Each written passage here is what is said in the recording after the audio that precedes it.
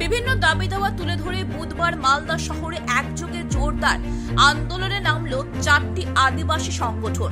ভারত মুক্তি মোর্চা, রাষ্ট্রীয় পিছড়া বর্গ মোর্চা, রাষ্ট্রীয় পরিবর্তন মোর্চা ও বহুজন ক্রান্তি মোর্চার উদ্যোগে আয়োজিত এই কর্মসূচির নাম দেওয়া হয় জন আক্রোশ র্যালি। সকাল থেকে শহরে বিভিন্ন প্রান্ত থেকে আদিবাসী পুরুষ মহিলারা ধামসা মাদল বাজিয়ে র্যালিতে অংশ নেন। বিক্ষোভকারীরা শহর পরিক্রমা করে মালদা জেলা শাসকের দপ্তরের সামনে জমায়েত হন। সেখানে 14 দফা দাবি নিয়ে তারা জোরদার বিক্ষোভে প্রদর্শন করেন এবং জেলা শাসকের মাধ্যমে দেশের রাষ্ট্রপতির কাছে স্মারকলিপি পেশ করেন।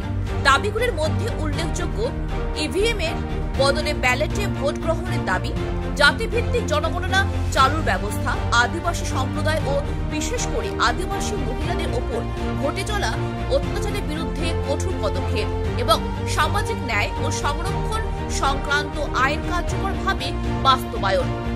আজকে আমাদের ভারত মুক্তি মোর্চা, বহুজন ক্রান্তি মোর্চা, রাষ্ট্রীয় পিছড়ে বর্গ মোর্চা এবং রাষ্ট্রীয় পরিবর্তন মোর্চা, এই 4টি সংগঠনের মাধ্যমে সারা দেশ জুড়ে ভারতের 625টি জেলায় একই সঙ্গে একই দিনে 14 দফা দাবি দেওয়া নিয়ে আমাদের রাষ্ট্রপতি, মহামহিম রাষ্ট্রপতির নিকট ডিএম সাহেবের মাধ্যমে আমরা মেমোরেন্ডাম দিতে চলেছি এবং তারই পরিপ্রেক্ষিতে আজ আমাদের জনাক্রোশ মহারেলির আয়োজন করেছি। 14 দফা দাবি দেওয়া রয়েছে। এই 14 দফা দাবি দেওয়ার মধ্যে আমি কয়েকটি দাবি দেওয়া আপনাদের মাধ্যমে তুলে ধরতে চাই।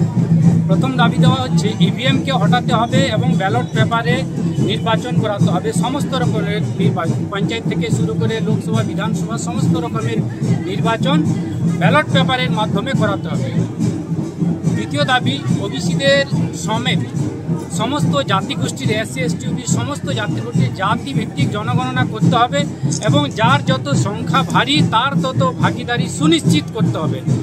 আজ স্বাধীনতার 78 বছর অবধি ভারত সরকার জাতিভিত্তিক জনগণনা না করার ফলে দেশের যে 85 থেকে 90% এসসি এসটি ওবিসি মাইনরিটি, এই যে বিরাট তবকা, তারা আর্থিক, সামাজিক, রাজনৈতিক, শিক্ষানৈতিক সমস্ত দিক থেকে পিছিয়ে এবং এর জন্য সার্ভে সমীক্ষা করার জন্য যে জাতিভিত্তিক জনগণনা করার প্রয়োজন, এই জাতিভিত্তিক জনগণনা না করার ফলে দেশের 85 থেকে 90% এদেশের মূল নিবাসী, এদেশের ভূমিপুত্র, তারা সমস্ত দিক থেকে পিছিয়ে পড়ে। র্যালিতে নেতৃত্ব দেন বহুজন মুক্তি মোর্চার রাজ্য কার্যকরী সভাপতি বাবুরাম কিসকু সহ অন্যান্য সংগঠনের নেতারা।